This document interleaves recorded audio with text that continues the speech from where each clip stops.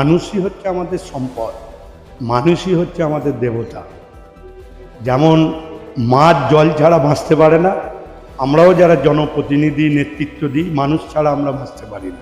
না মানুষ যেন আমাকে না খুঁজে, আমি মানুষকে খুঁজে বেড়াই। সকাল থেকে কত মানুষ আমরা দেখতে পাচ্ছি। এখানে প্রায় এসেছিলাম আমি প্রায় 1.5 ঘন্টা আগে। এত মানুষ এখানে যারা মানে দাঁড়িয়ে আছে তারা বলতে বলতে যাচ্ছে বেচা দা, নট মন্ত্রী নট বিধায়ক। এটা কি করে আমি মানে এটা অর্জন করলেন মানুষের কাছে? দেখুন, মানুষই হচ্ছে সেবা করাই হচ্ছে ঈশ্বরের সেবা করা, বিবেকানন্দের কথা।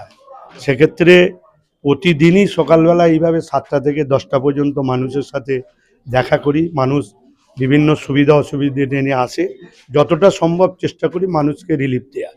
সেক্ষেত্রে মানুষই প্রচার করছে এবং মানুষই বেচা দায় হিসাবে উপাধি দিয়ে দিয়েছে। বাবাও দাদা বলছে, বাবাও দাদা বলছে, আবার বাবার ছেলেও দাদা বলছে।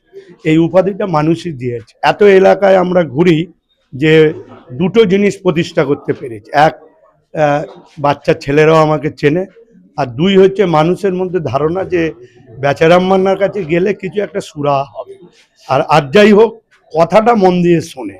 এইটা আমরা প্রতিষ্ঠিত করতে পেরেছি। এটিএম এ টাকা তুলতো, তাই তো, এখন আমরা যেটা করেছি, যেভাবে মুখ্যমন্ত্রী নির্দেশ দিয়েছে তাই এটিএম হিসাবেই কাজ করছি, মানে অল টাইম পাওয়া যাবে সেই হিসাবে। এটা কি সবকিছু কি মুখ্যমন্ত্রী প্রেরণা?